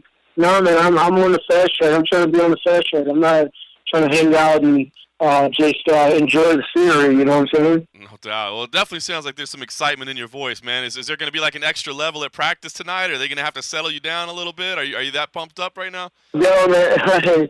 Yeah, my straight up, my coaches, they never give me the days off, but they gave me the night off tonight because I've been killing it, man. I just been trying to get in shape, you know, and you know, the whole process that was going on today, I just put in really hard workouts, and my coaches were just really, really satisfied with the work that I put in because I'm a workhorse, man. So they gave me the night off, but you know, I'll probably get up and go run 2 miles, jump some ropes, and do some stuff at home. Just not tell them about it, you know what I'm saying? But man, this is what I'm about, man. I work, bro. I don't take days off. I don't get tired. I don't take days off. This is who I am. This is what I always be, and that's a problem for other guys because I only get better. When I'm operating in this type of mindset, when I'm in a positive place, in a healthy place, mentally and physically, I'm a problem. I only get better every single fight, and I think I'll put that on display for everybody. That's awesome. Your day off sounds like my hard workout, man. That's pretty crazy. All right, man. Well, yeah, I appreciate the time. Obviously, congratulations. We'll be looking forward to the fight. Any other last thoughts, messages, anything like that you want to make sure and get out there for people? No, man, I mean, I just need everybody to focus up, you know. I know we're all so very well excited about the news, and I'm very, very excited about the news, but the work isn't done yet. I still got goals that I got to accomplish, you know. This is a goal. I didn't just want to sign with the UFC just to be with the UFC. I want to be a lightweight champion, and I've said that for years now, man. And there was one point in my life where I slept in my car for a year and a half just to turn pro, so this is not something that I'm just hanging out for.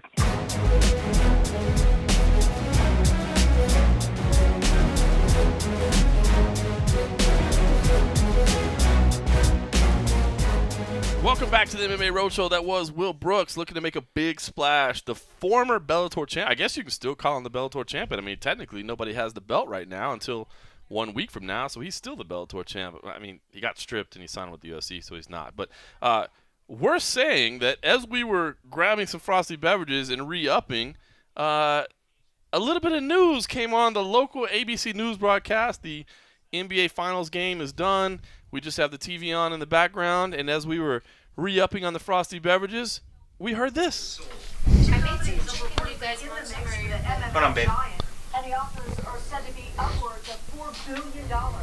UFC says it's not commenting on a public sale. The Fertittas, who are at the helm of Station Casinos, currently own about 80% of the UFC.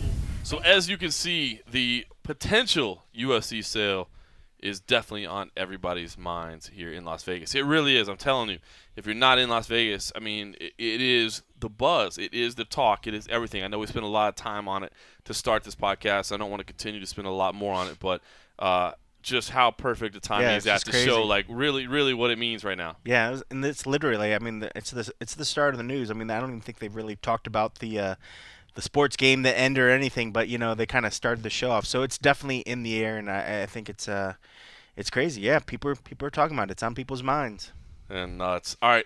So speaking of technology investments, and it is investments because we don't make no damn money on this show, but talking about potential streaming later, I actually did a little personal investment as well. Picked up a third headset for the MMA Roadshow. I like it. So that moving forward, we can now have 3 simultaneous members on at one time on the mic, on the headset, because these are expensive headsets, by the way. Just the headsets that we use to do this is that, I mean, I'm not gonna lie, they're about $500 a piece.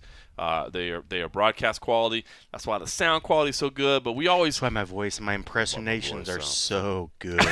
good. Yeah, they actually come with impersonation software to help you. But yeah, I bought 2 to start out, so I put a G in to begin with, and wanted to pull the trigger on a third one for a long time. Thought I was going to have a paycheck coming in to pay for that, but lost that. Well, we won't talk about that right now. But I went ahead and decided to pull the trigger anyway, and that just came in. So moving forward, it's possible that we can have 3 people. We've done 3 people at a time before, but the third person has had to have a stick mic. Yeah. The sound quality isn't quite the same. The audio quality that they can hear isn't the same. Yeah. This is way different. So just want to share that with everybody. So we'll start doing some fun stuff with that. And we might be able to do something next week with it. We'll see. We'll still be here next week for episode number 65. But we should say that taping next week will be Cold Coffee's 25th birthday. Yeah, I'm so excited. I mean, I've only been drinking for 4 or 5 years now. You can rent a car now. And I can rent a car without affecting the insurance cost. It's just crazy how it happens to fall on that day. I'm going to have some family in town. My brother's coming in town, and my niece is going to be in town. You didn't tell me that. Are we still going to record? Oh, no, we're still going to record. Okay. Oh, yeah, no, they're just going to have to – it's business as usual. Okay.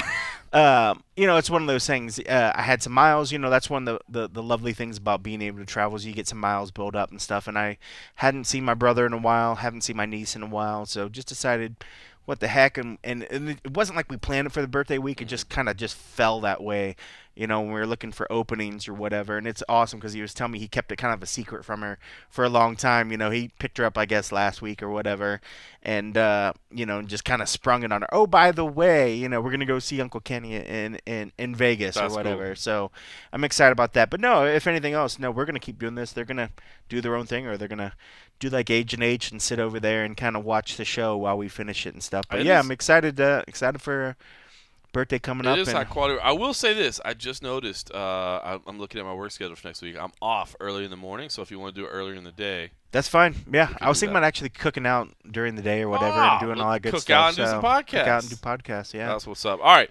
That's what's coming up for episode number 65. I got a treat in store for you for episode number 66. I'll tell you all about that after our last guest audio of the week, Sam Sicilia. Had to catch up with Sam Sicilia because I saw him in Milan. Sicilia. A couple weeks back. Yeah, in Milan, he's actually Sam Sicilia. Yeah, because the CI is like ch. That's right. So there they call him Sam Sicilia. And he was like, yeah, that's my name here, but back home it's Sam That's Sicilia. awesome. Yeah. Because Americans don't know. They how actually, to it was fucking funny say- because I will say this: we actually ended up at the airport. We were all leaving at the same time. We didn't go in the same cars together, but we ended up at the same in the airport at the same time, and we all ended up kind of running to each other. None of us had much sleep at all, and we had a few frosty beverages before we jumped on our planes home. And Sam and Mike Chiesa did almost miss their flight, basically because we were sitting there having frosty Been there, beverages. done that one. And they were like, they came on and it was paging like Sam Sicilia. And I'm like, who the hell is Sicilia? And he was like, oh, that's shit. me. I gotta go. But so I saw Sam in Milan, and he was there with Mike Chiesa. Of course, I did the Venator broadcasting with Mike Chiesa. And Sam accompanied Mike to help train him because obviously at that point Mike's fight with Tony Ferguson was official. He was in camp already. He was just starting camp, but he was in camp, and he needed somebody to come with him to like hold mitts, roll with him, do that sort of thing. So Sam did that. But Sam is hanging out with us before the event starts, and he's having a couple frosty beverages because he's not in camp, and that's what Sam Sicilia is doing. And the next thing I know, I look up, and Sam Sicilia is in Cody McKenzie's corner. And I'm like, the hell is going on? The hell is going on here? How is he in Sam Sicilia's corner right now? Or, I mean, how is he in Cody McKenzie's corner right now? You can edit that.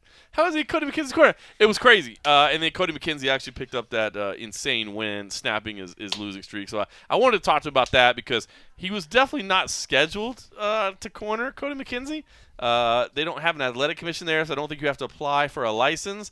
But I did kind of want to find out how that thing all went down because I got to admit there was a little bit of tension between the two earlier in the day.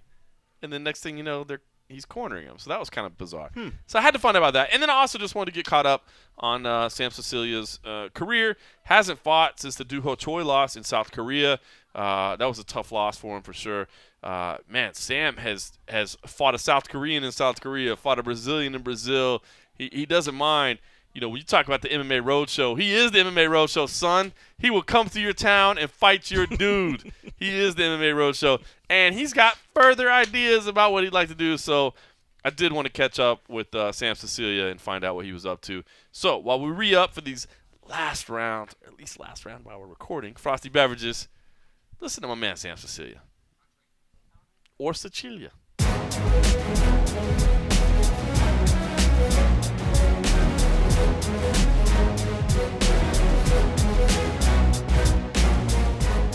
Hello? Sam. Hey, how's it going, man? I'm good, man. This still a good time for you? Yeah, for sure. Awesome, man. Well, I wanted to start first. I wanted to go back a little bit, man. The last time I saw you, you were in Milan, and you were there to watch fights with your boy Mike Chiesa. And the next thing I know, you're in Cody McKenzie's corner. How did that happen? Yeah, I have no idea really. Cody was there, obviously I guess with his girlfriend, and we've always had Cody like around the gym, but he's kind of a nomad. So when we saw him, he was just like, "Hey, do you want to corner me?" He's like drinking a beer on fight day. I was just like, "Oh, yeah, sure, why not?"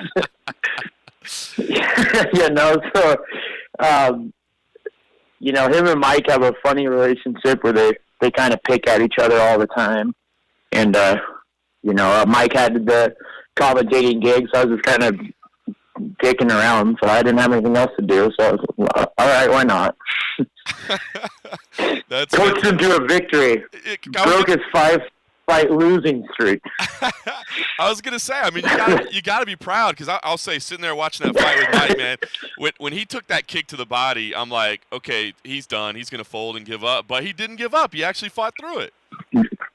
Yeah, he did. So he's always been he's been a mentally tough guy. And obviously nobody beats up Cody's liver worse than he does.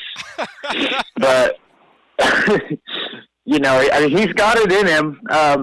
He loves fighting, and but one of the things is he's just going to do what Cody wants to do. So, that's why those don't make for great teammates. So you got to see him when you see him, and then always a funny experience, and then you know, when you go on, and you never know when you'll see him again. No doubt. I mean, really. I mean, that's really. I'm like, oh fuck, a Cody time. This one happened in Italy, so I'm like, this is fucking random. So I guess him drinking a beer on fight day isn't necessarily unheard of. No, you know, and that's what I'm saying. He was like super happy to see me. He's like, oh man, come here, I'll buy you a beer. You know, and obviously I don't have a fight. I'm like, are you sure, man? He's like, oh yeah, I'm not going to get drunk. I'm just going to have one. I go, I mean, I get it, but you still got to fight tonight. That's Cody McKenzie. All right, man. Well, let's talk about you. I know. I had to get that story. That was great. But let's talk about you, man. I mean, rough go out last time, man. But I mean, against a good dude. Do Ho Choi is no joke, man. But I know that was probably a frustrating one for you. You know, it was, and I finally got on a roll. You know, I got my 2-fight win streak going into that fight. And a really frustrating thing about that guy is that was my 3rd time being booked with him. We were supposed to fight in San Diego. We were supposed to fight another time before that, and he kept getting injured or whatever. And then and it was supposed to be in San Diego, and he opted out. And then it pretty much came to where I had to go down there to fight him. You know, so it's kind of a frustrating fight. And I admit that I wanted to knock him out, and he was more accurate and threw straight punches and caught me. You know, so. Ended up firing off of instincts, instead of the plan was that, I was going to wrestle him a little bit, grapple, or at least stay in the clinch with him for a while. But, it didn't go that way. So, I mean, it was frustrating to have to go down there. And getting booked with anybody that many times, I mean, kind of sucks because I was, really not training for him. I'm like, yeah, right, this fucking guy's something's gonna happen again, so just get ready to fight, where he has a specific skill set that I for sure should have trained for, he is very accurate straight punches, but not very much movement. I should have moved a lot more and shot, at least fake shots or something. And I jumped in with a loopy left, and then, that accurate little bastard, clipped me, and then we, had an exchange, but, it didn't end up my way. That was back in November. I mean, you had 3 fights last year, 3 fights the year before. I mean, things were going along good, but I mean, we haven't heard from you. Is that your own doing? Has there been something wrong, or are you just kind of hanging out waiting to hear from Sean? I've been in contact with Sean, and I think I'm going to have a busy end of the year. Is what it's looking like. Not by any means by my doing. Walking around with a loss for 6 months is a fucking terrible feeling. But I'm not wasting it. I know I have a lot of things to improve on and skill set stuff. So talking to Sean, he pretty much said, don't get fat and don't get hurt, So, I think I'm up next, and obviously, my training partner, Mike, he's rattled off 3 in a row. This is the longest that I've went just watching him without, fighting, So, I mean, it has been really frustrating, but, I'm making good use of the time, So, one thing I really liked, I feel like when I was at my best is when I was competing all the time. These layoffs are, kind of a bummer. I mean, even after a win, usually people get a quicker turnaround. Even when I knocked out Akira, I had like a 6-month layoff. And I'd like to ride that momentum. So, hopefully at the end of this year, I can get 3 in a row. Really? Wow. So you still want to try to squeeze in 3 fights? Oh, absolutely. And that's what I really believe. I love competing, but, after a win or a loss, you want to get back out there, and waiting this long in between every one. So, I feel like I'm at my best when I'm treated like a season rather than, get in shape for a fight, kind of fall out of shape, get back in shape, just stay in shape and rattle a couple off. No doubt. I was talking to your manager over the weekend. I guess he said the fight that you guys would like to put together if it'll happen. You'd like to go to Germany for that Hamburg show and face Dennis Seaver. Is that the one that you're kind of looking at right now? I would love that fight. I've always wanted it. I feel like it's appropriate right now. And nothing against him personally, but I've always just watched him fight and go, oh, come on, give me that guy. I would love it. And he's beat some good guys. I mean, I'm not saying that he's a slouch, but I would love to get in the cage with that guy. And I feel like I'm at the point now in my career where I could beat him.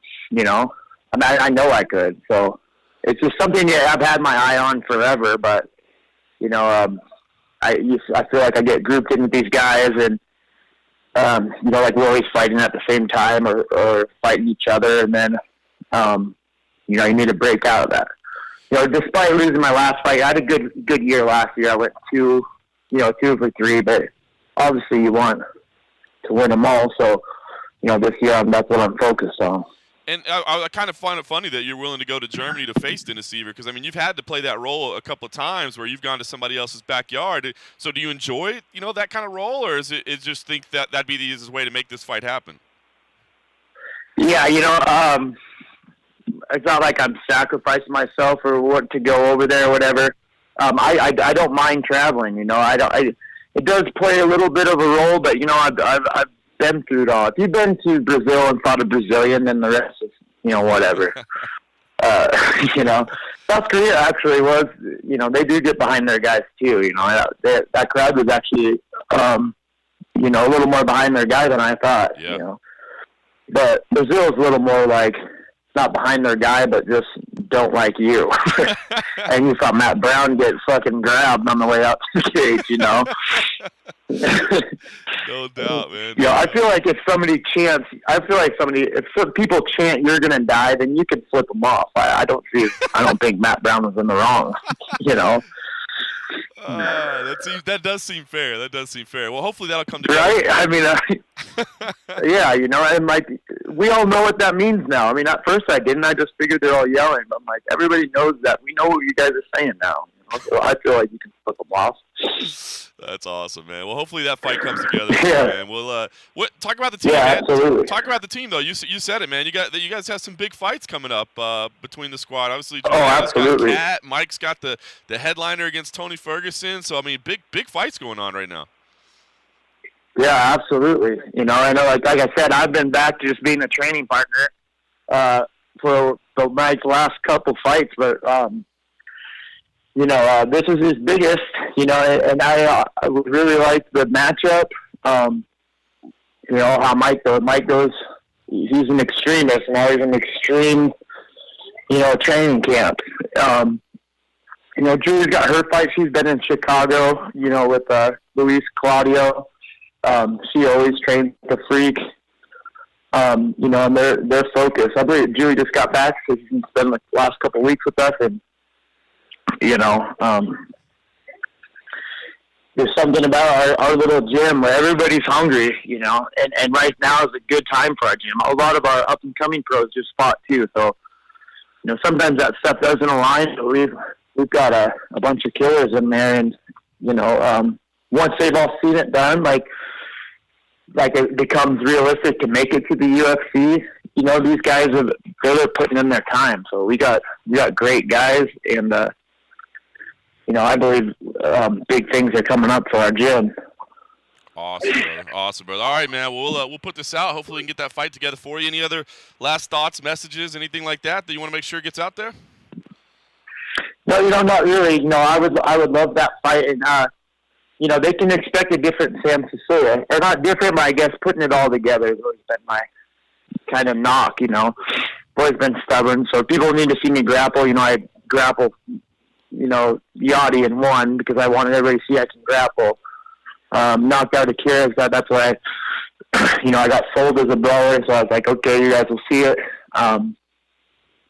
You'll see it put together, Sam Sicilia. So I believe it's a great time for me. So it's my time to kind of step out of this little group I've been in and start cracking the top 10 or top 15. They're pretty quick.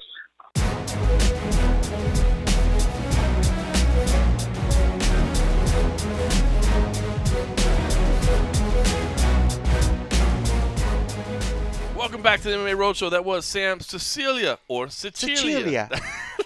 Yeah. Mamma mia. I don't know who that was.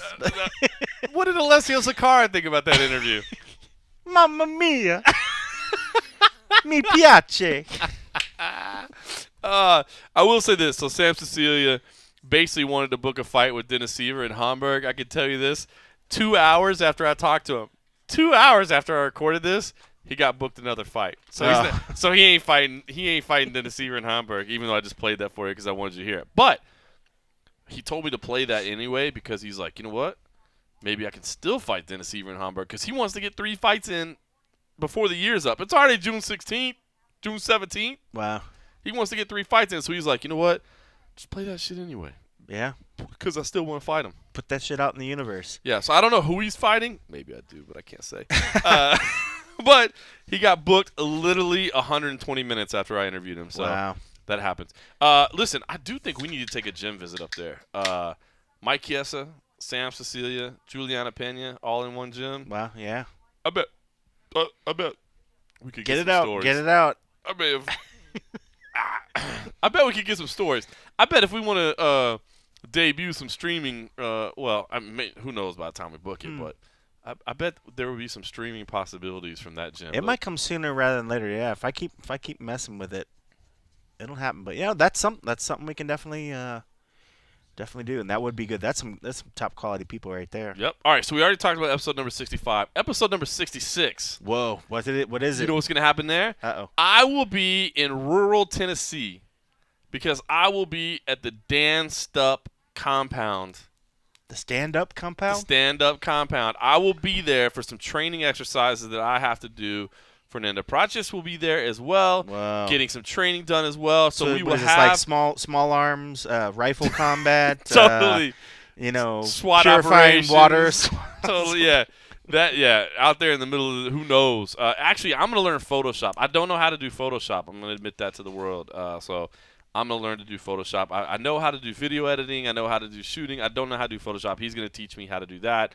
Fernando's going to learn how to do Photoshop as well, do some WordPress, some things that we do on the back end. So, rural Tennessee, episode number 66. I will have myself, Fernando Coffee will not be there, but Dan Stupp, the head MMA junkie himself, we will have him on. Frosty beverages will be consumed. There are certain plants of the earth that maybe might get burned. Might be burned as well before we step in. Animals are going to be consumed and all things, sacrifices being made out in the woods. Things are going to happen, so that should be a memorable practice.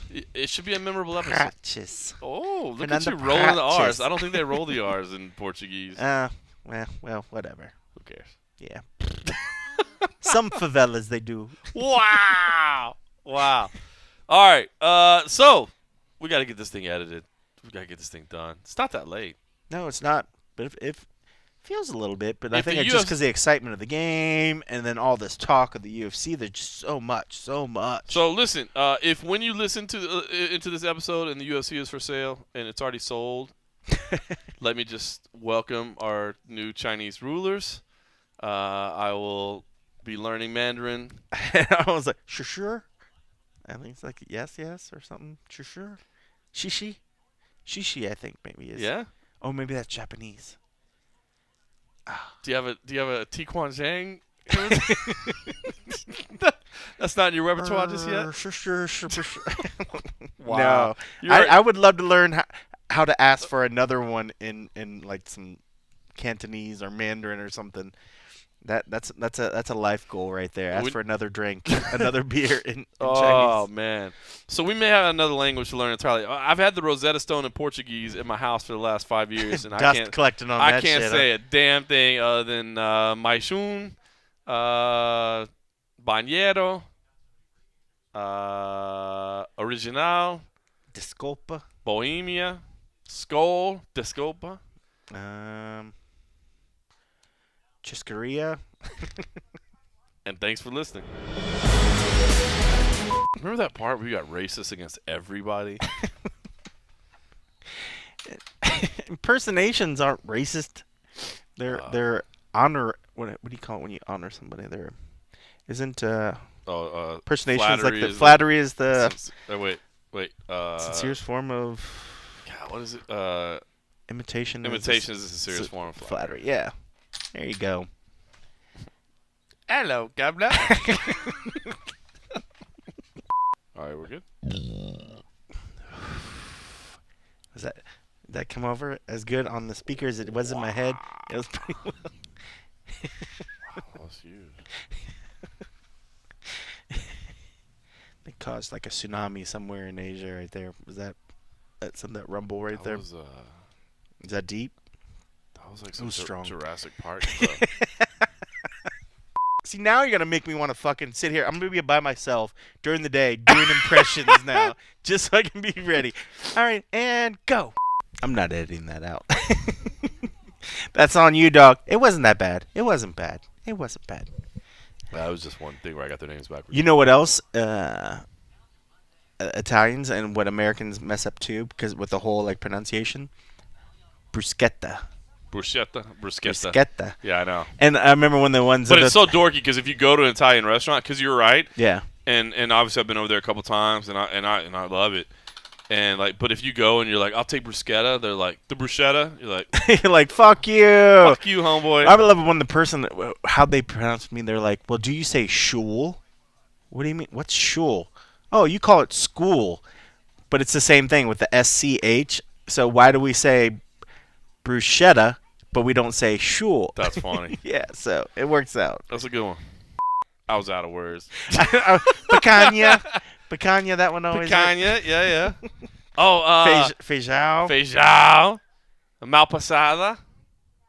I learned that little breadcrumby stuff, I think is called farofa. Farofa. Yeah. How about now? Which one is cheesy bread and which one is cheesy dick? Pão de queijo is the cheese bread, but the pão de queijo is cheese cock. I believe. Perhaps one of our Brazilian listeners can weigh in and say my pronunciation was terrible. Pão, with the is cheese. Pau. No, that's not cheese. Or whatever. Queijo is cheese, you dumbass. Bread. Pau. Bread. One bread. How is that even close? Our bread and dick. How would you say bready dick? Pão. Pão. Poco pau de queijo. Poco pau de queijo. Small dick, cheese dick. All right, whatever. That's